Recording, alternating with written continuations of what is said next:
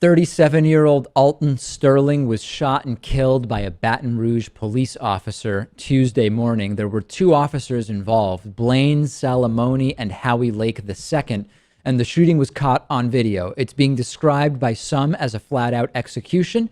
There are others presenting alternative views which actually explain some of the actions taken by the cops. All of this took place outside of a convenience store after some type of altercation with two police officers. Sterling was originally selling CDs outside of this convenience store.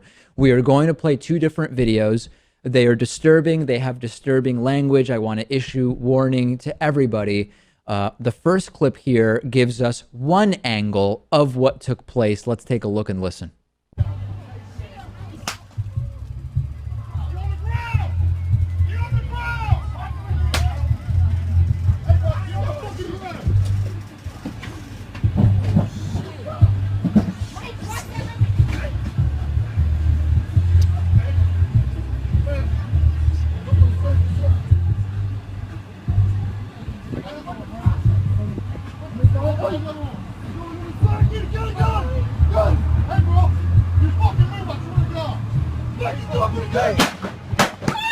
Wow. Oh, shit.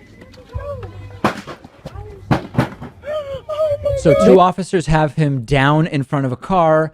You then hear someone yell, presumably one of these officers or another officer in the background, he has a gun. And the argument that's being made is that his right hand, which was sort of obstructed by the car that he was in front of, was not visible. That is presumably the hand that was reaching for a gun, which led to a police officer taking his gun, putting it on Mr. Sterling's chest, and shooting multiple times. The report afterwards indicates more than 2 gunshot wounds on Mr. Sterling. We have another view, and I warn you, it is more graphic, but I want to be as thorough as possible here in trying to figure out what did and did not take place. Let's take a look at video number 2.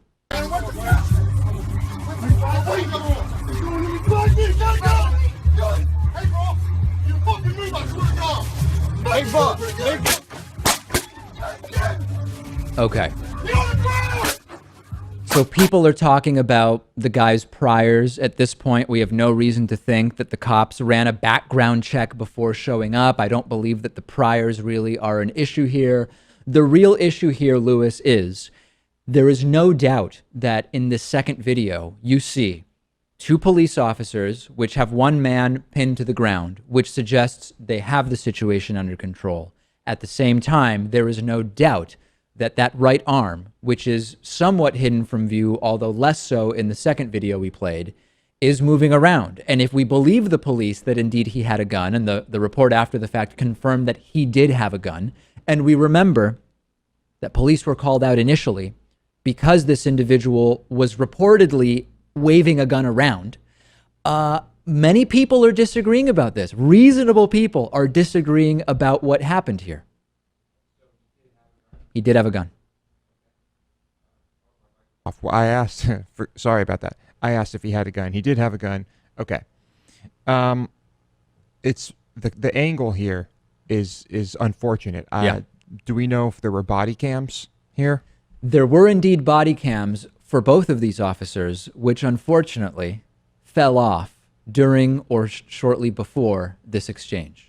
Fell off, huh? Is Yeah. fell off in quotes there? Fell off is as it's being reported, fell off. Okay. I'm pretty sure they're designed not to just fall off. No, I'm sure they can fall off. If we could see the arm, if we could see that other arm, everything would be clear. And we can't, but I have to say, when you have a guy on his back, 1 arm is pinned down, you have 2 police officers on top of a guy, I don't know why it needs to come to this, but if he was reaching for a gun, got to see it. There is store surveillance footage, which as of this morning, had not yet been released or, to my knowledge, written about, which if indeed Mr. Sterling was waving a gun around at some point in the selling of CDs that he was reportedly doing, we would think that that footage would become available. And I really am having a hard time with this one. I'm thinking it through. Police respond to a call about a man in a red shirt pointing a gun at someone. That's serious. We should all agree. If you're an officer called to that scene, you're going to be in a mode where you are prepared for something serious. Police arrive at the scene. Articles state that witnesses said cops were aggressive from the beginning. No doubt. Sort of vague. What does that mean? What does it mean that they are aggressive? Are they aggressive or are they scared? And as we talked about, many police often acting out of fear in some of these situations. Maybe that witness statement does not have that much credibility because, after all, witness statements are not particularly accurate, at least when it comes to trials and criminal trials. If you are confronting a suspect as a police officer who threatens someone with a gun, you would expect police to go in a way that might be perceived as aggressive to someone who was not there from the beginning, for example. You're ordering them to stand still and keep their hands where you can see them. The person starts to move away. You wrestle that person to the ground. Okay, so far it seems like most people would be okay with that. Reportedly has a gun, acting in a way where you can't tell what they're reaching for, not complying. You get them on the ground. Next thing we know is that police at some point also tased him. It's unclear to me exactly when this happened, but the report is that did not have any significant effect on him. And then we get to these circumstances where you believe you have the guy who was reportedly waving a gun on the ground. He is still struggling with his right hand. You identify where the gun is. That right hand, supposedly, according to the police, is going for that gun. And then this happens. I don't know. Black Lives Matter is furious. There have been a number of protests about this.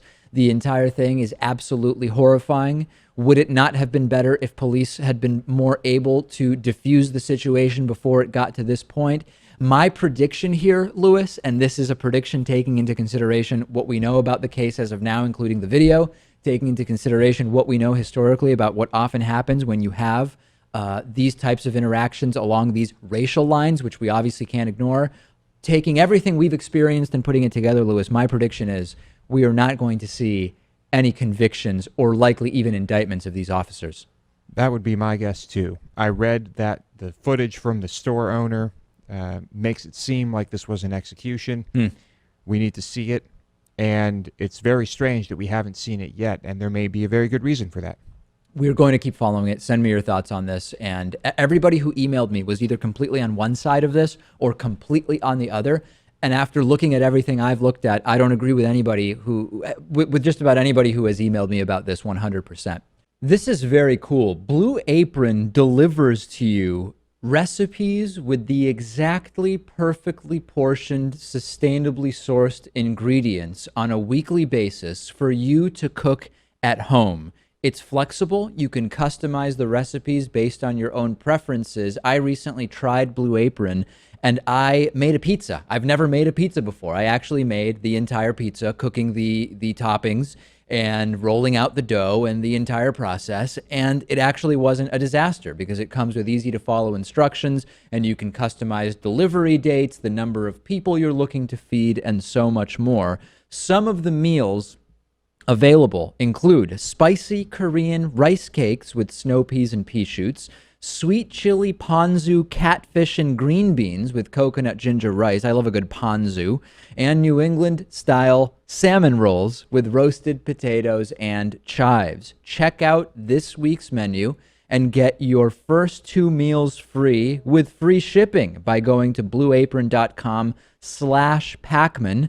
You will love cooking at home, great home-cooked meals. blueapron.com/Pakman.